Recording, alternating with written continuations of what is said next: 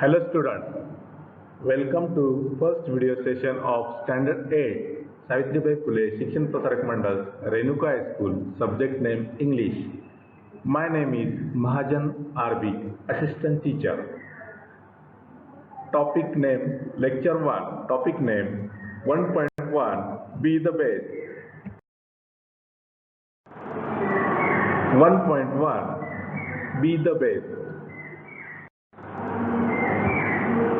In this section, we are going to take a look at introductory activities, full form, contracted form, warming up question 1 to question 5, sets of words, story, explanation of the poem Be the Best, and questions of English workshop question 1 to question 7. Introductory activities. In spoken English, we often use contracted forms as. पाठ्यपुस्तकाच्या 1 नंबरच्या पेजवर आपल्याला introductory activities दिलेली आहे आणि आपण नेहमी English बोलताना contracted फॉर्मचा वापर करतो. आपल्याला दिसतो आहे स्क्रीनवर एक टेबल ज्यामध्ये 2 कॉलम्स आहेत. एका कॉलममध्ये फुल फॉर्म दिलेला आहे आणि एका कॉलममध्ये कॉन्ट्रॅक्टेड फॉर्म दिलेला आहे. फुल फॉर्ममध्ये बघा पहिलं सेंटेन्स तुम्हाला समजावून सांगतो. आय एम बिझी असं दिलेलं आहे आणि कॉन्ट्रॅक्टेड फॉर्ममध्ये I am busy.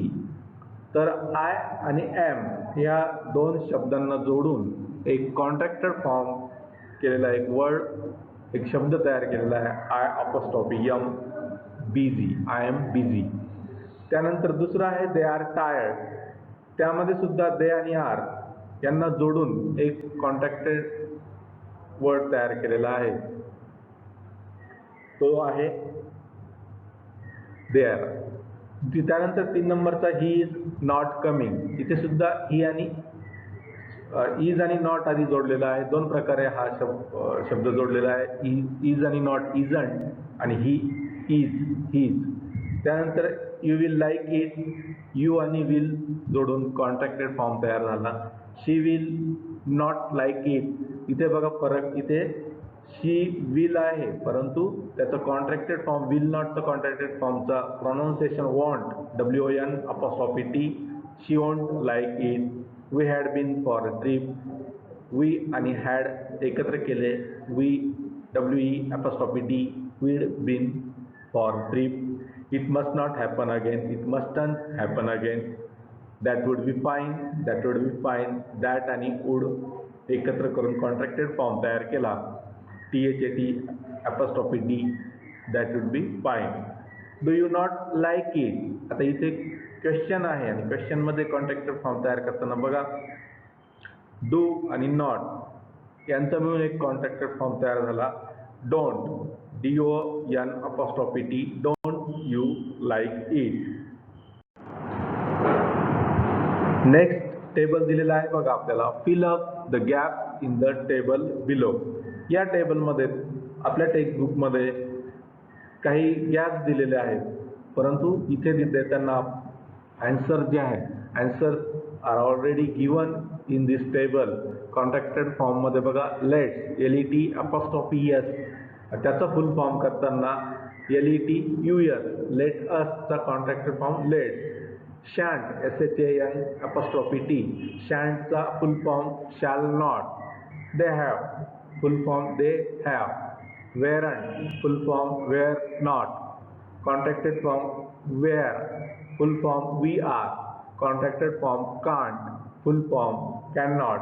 Contracted form where is, full form where is. Contracted form what are, full form what are. Contracted form there is, full form there is. अशा पद्धतीने हे full form आणि contracted form आहेत. Let's see next 1.1 B the best warming up. Warming अपमध्ये काही questions चिटचॅटमध्ये दिलेले आहेत. त्या आपल्याला पर्सनल रिस्पॉन्स त्यात द्यायचा आहे. म्हणजे तिथे जे प्रश्न विचारलेले आहेत तर ते तुमचे पर्सनल उत्तर असणार आहे. फक्त नमुना दाखल आपण एक फॉर्मॅट म्हणून इथे त्याची उत्तरं दिलेली आहेत, परंतु या उत्तरांमध्ये तुम्ही बदल करू शकता, कारण हे कुठल्याही लेसनवर आधारित किंवा पोएमवर आधारित नाहीत. हे तुमचं पर्सनल रिस्पॉन्स, वैयक्तिक तुमचा प्रतिसाद कसा असेल प्रश्नांना त्यावर आधारित आहेत. तर क्वेश्चन 1 बघूया. Have you got a prize in any competition? त्याचा आन्सर आपण लिहिलंय, yes I have got a prize in an essay competition. मुलांनो, मी आधीच सांगितलं की हा पर्सनल रिस्पॉन्सचा क्वेश्चन आहे.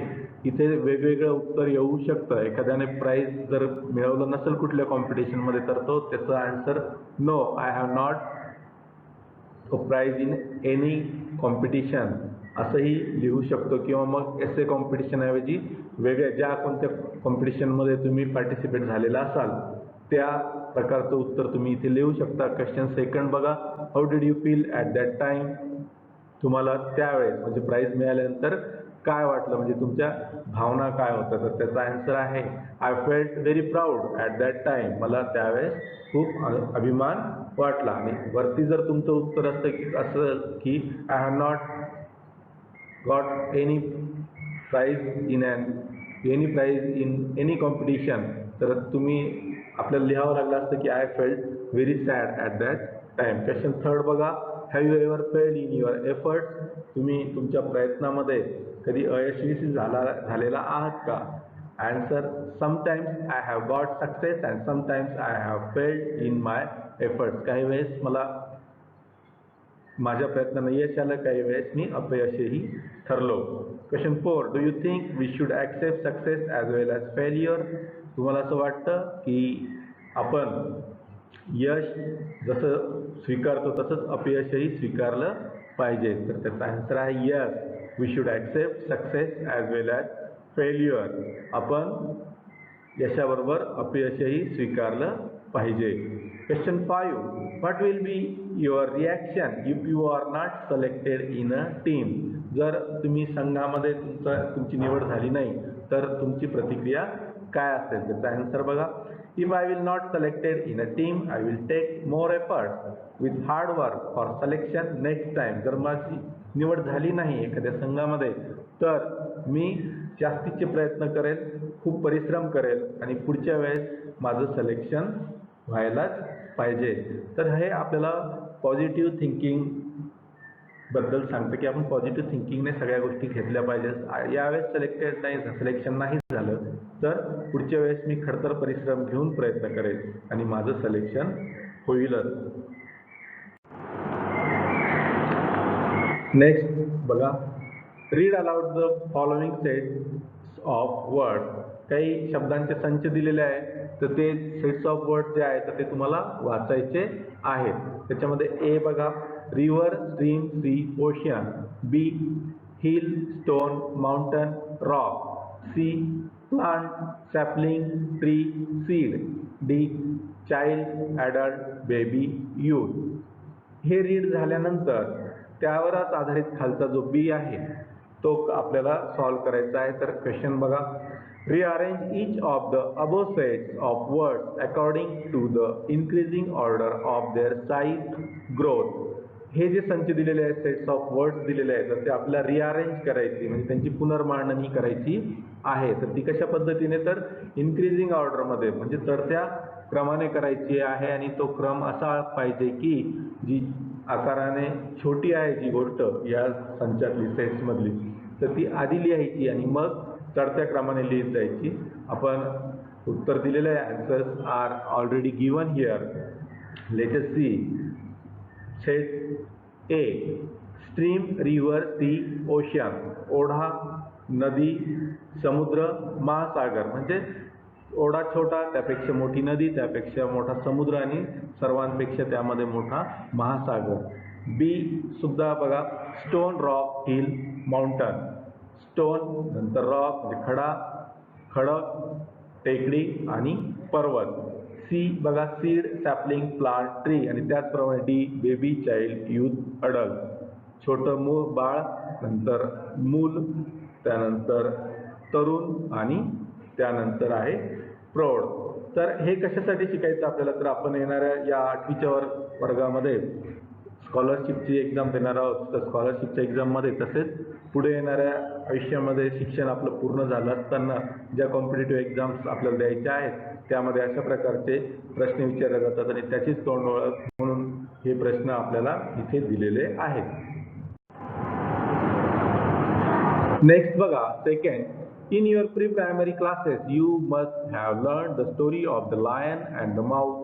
Read it in English and fill in the gaps using words given in the box. आपण उंदराची आणि सिंहाची गोष्ट ऐकलेली आहे, तर ती गोष्ट तुम्हाला वाचायची आहे, परंतु इथे त्या ज्या गॅप्स आहेत त्या भरायच्या आहेत. तुम्हाला टेक्स्टबुकमध्ये ते गॅप्स दिलेले आहेत, तिथे ऑलरेडी आपण त्या फिलअप केलेल्या आहेत. तर ते शब्द कुठून घेतले, तर खाली तुम्ही बघू शकता की त्या पिवळ्या बॉक्समध्ये ब्रॅकेटमध्ये जे वर्ड्स दिलेले आहेत तेच वर्ड्स आपल्याला निवडून योग्य शब्द योग्य ठिकाणी भरायचा आहे.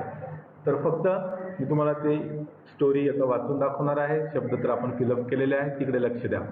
A lion was sleeping in a forest. A mouse started playing on him. The lion got up angrily. He caught the mouse and was ready to kill it. The mouse begged the lion to leave it and said that someday it would help the lion. The lion laughed and let it go. One day, the lion was caught in a net set up by hunters. He roared loudly as he tried too hard to escape. The mouse heard the lion and came. It chewed up the net with its sharp teeth and set the lion free. एका सिंहाने कशा प्रकारे त्या खेळणाऱ्या उंदराला पकडलं आणि त्याला मारणार, तेवढ्यात तो सिंह म्हणाला की त्याने याचना केली की मला तुम्ही सोडून द्या, मी कधीतरी तुमच्या कामाला येईल. हे ऐकून सिंह हसला आणि त्याने त्याला जाऊ दिलं. परंतु एके दिवशी शिकाऱ्यांनी लावलेल्या जाळामध्ये सिंह पकडल्या गेला आणि तो मोठ्या मोठ्याने डरकाळ्या फोडायला लागला त्याच्या सुटकेसाठी. हे ऐकून उंदीर तिथे आला आणि त्याने त्याच्या अंकुचीदार दातांनी ते जाळं कुरतडून टाकलं आणि त्या सिंहाला मुक्त केलं. खाली मॉरल ऑफ द स्टोरी आपल्याला लिहायची आहे. म्हणजे याच्यातून आपल्याला काय तात्पर्य निघतं, तर आपण लिहिलं की नेव्हर अंडर एस्टिमेट अदर्स, म्हणजे कोणालाही कमी लेखू नका. यातून ह्या गोष्टीतून आपल्याला शिकायला मिळतं. नेक्स्ट आहे बी द बेस्ट. ही पोएम समजून घेऊया. प्रत्येक स्टांजा मी वाचणार आहे, एक एक कडवं आणि त्याचं एक्सप्लेनेशन करणार आहे. बी the best. If you can't be a pine on the top of the hill, B a scrub in the valley, but B the best little scrub by the side of the reel. B a bush if you can't be a tree. जर तुम्ही उंच टेकडावर, सगळ्यात उंच टेकडावर जे मोठा वृक्ष असतो पाईन वृक्ष, ते बनवू शकत नसाल, तर तुम्ही एखाद्या दरीतील छोटीशी हिरवळ बना, तिथे छोटे छोटे झाडं असतात. स्क्रब म्हणजे an area covered with small low plant, छोट्या छोट्या वृक्षांनी कवर्ड झालेला म्हणजे व्यापलेला तो भाग असेल, ते तुम्ही बना. The best little scrub by the side of the reel. आणि एक जो ओढा असतो, रील म्हणजे ओढा, अ स्ट्रीम, त्या ओढ्याच्या बाजूला जे गवत उगवलेलं असतं छानसं लॉन सारखं, तर ते तुम्ही बनवू शकता. बी a bush if you can't be a tree. तुम्ही वृक्ष बनवू शकत नसाल तर तुम्ही झुडूप बना. बुश म्हणजे झुडूप. नेक्स्ट स्टांजा बघा. If you can't be a bush, be a bit of the grass and some have a happier make. आणि तुम्ही जर झुडूपही बनवू शकत नसाल तर गवताचं छोटंसं पातं बना, त्याचा भाग बना, म्हणजेच बीट ऑफ द ग्रास म्हणजे छोटासा भाग बना, म्हणजेच पातं बना, त्या गवताची पातं बना. आणि तुम्ही एखाद्या मोठ्या हायवेला तुम्ही आनंददायी करू शकता. हायवेच्या बाजूला जर हिरवगार गवत दिसलं तर मनाला एक प्रवास करताना आनंद वाटतो, तर तुम्ही तो आनंद देऊ शकता. म्हणजेच ते हायवे तुम्ही हॅपियर बनवू शकता, म्हणजेच आनंददायी प्रवास बनवू शकता. If you are a muskie, then just be a bass, but the loveliness bass in the lake. Maski आणि बास हे जे आहेत तर ते माशांची नावं आहेत. तुम्ही ते जर बनत असाल, परंतु ते कसं बना, तर त्या ज्या कोणत्या तळ्यामध्ये तुम्ही असाल तर ते तळ्याला तुम्ही जिवंतपणा आणा. थर्ड स्टांजा बघा. We can't all be captain, we have got to be crew. There is something for all of us here. आपण सर्वच जण कॅप्टन बनू शकत नाही.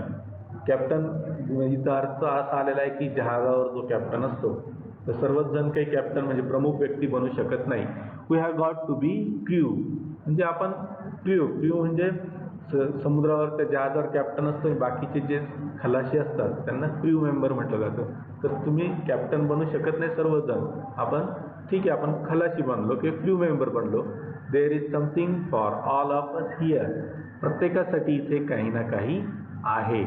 There is big work to do and there is lesser to do, इथे मोठं कामही आहे करण्यासाठी आणि इथे करण्यासारखं छोटं कामही आहे. And the task you must do is the near, आणि तुम्हाला काम केलंच पाहिजे. तुमच्या जवळ जे काम असेल ते तुम्ही केलंच पाहिजे.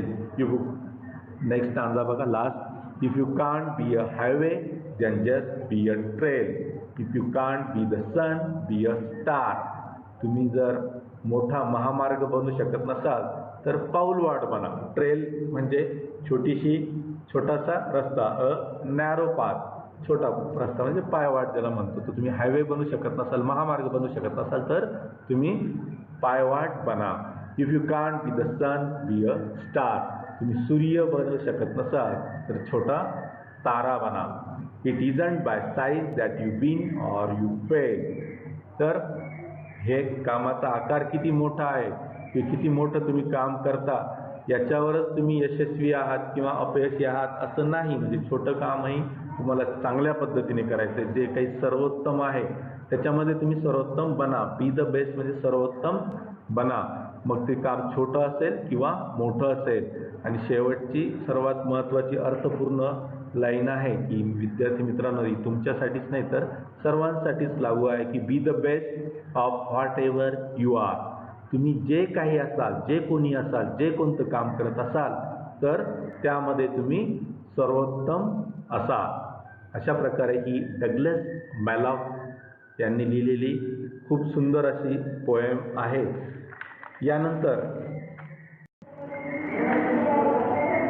यानंतर आपण पोएमचं वर्कशॉप बघणार आहोत, इंग्लिश वर्कशॉप. त्यामध्ये फर्स्ट बघा, read the word names given below. Put the big size or bigger one in the big circle and the smaller one in the small circle. खाली जे ब्रॅकेटमध्ये शब्द दिलेले आहेत ते वाचायचे आहेत आणि त्यामध्ये छोट्या सर्कलमध्ये तुम्हाला साईजने, आकाराने छोट्या असलेल्या ज्या गोष्टी असतील त्या छोट्या सर्कलमध्ये लिहायच्या आणि मोठ्या सर्कलमध्ये ज्या आकाराने, साईजने मोठ्या असतील त्या गोष्टी लिहायच्या आहेत. Answers are already given here. तुम्हाला त्यांची उत्तरे इथे दिलेले आहेत. बघा, स्मॉल याच्यामध्ये bus, trail, reel, star, scrub आणि मोठ्या याच्यात musky, sun, tree, lake, pine, highway.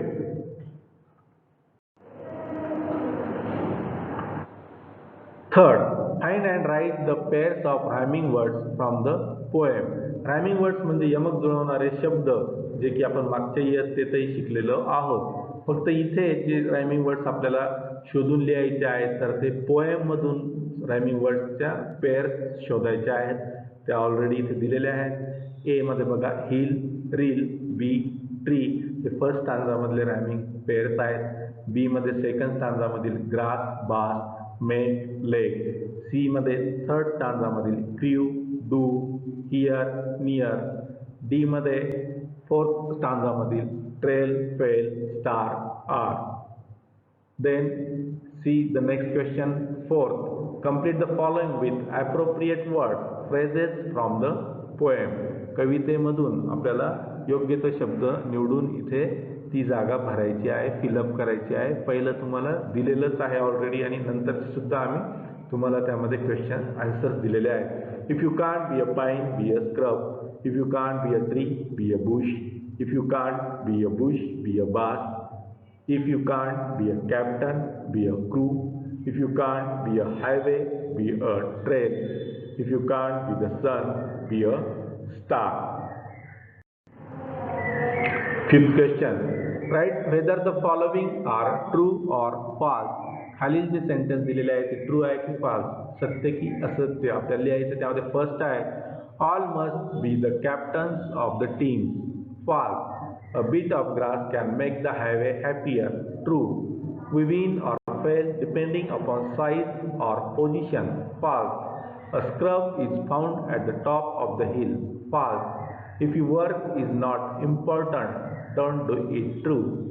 Whatever job you have, do your best. Question 6. Write an appreciation of the poem with the help of the points given below. कवितेचं appreciation आपल्याला लिहायचं आहे आणि खालील पॉइंटच्या आधारे. First, the little title of the poem is Be the Best. Second, the poem is written by Douglas Malloy. Third, the poem has 4 stanzas. Each stanza has 4 lines. Fourth, the lines that rhyme in each stanza are 4. The poet compares big things with small things. 6. Be a is a repeated expression in the poem. 7. The line I shall always remember is be the best of whatever you are. And last one is शेवटचं बघा, ही activity तुम्हाला करायची आहे actually. Read the given extract from the poem little drops of water by Julia Fletcher Carney. Learn it up, set it to a tune and enjoy singing it. खाली जे 2 कडवे दिलेले आहेत तर ते लिटल ड्रॉप्स ऑफ वॉटर या पोएममधून घेतलेले आहेत. Julia Fletcher कॅर्नी यांनी ती लिहिलेली आहे आणि ती पोएम तुम्ही वाचून तिला ट्यून करायची आहे आणि म्हणजे ती सुरात म्हणायची आहे. बघू आपण ती पोएम आता. Little drops of water, little grains of sand make the mighty ocean and the pleasant land. छोटासा पाण्याचा थेंब आणि वाळूचा कण यांच्यापासनं महासागर बनतो आणि या धरतीला आनंदी करतो. त्याचप्रमाणे सेकंड स्टांजा बघा. Little deeds of kindness, little words of love help to make earth happy like the heaven above. छोटासा दयाळूपणाचा स्वभाव किंवा दयाळूपणा आणि छोटासा प्रेमाचा शब्द काय करतो तर ह्या पृथ्वीला इतका आनंदी करतो की ते स्वर्गापेक्षाही इथे जास्तीचा आनंद आपल्याला मिळू शकतो. तर डग्लस मॅलॉयने ह्या पोएममध्ये आधीच तुम्हाला सांगितलं की जे काम कराल ते चांगल्या पद्धतीने करा आणि इथे सांगितलंय तुम्हाला फ्लेचर कॅर्नीने लिटल ड्रॉप्स ऑफ वॉटरमध्ये की कितीही छोटं असाल तर तुम्ही मोठा आनंद निर्माण करू शकतात किंवा मोठं कार्य करू शकतात.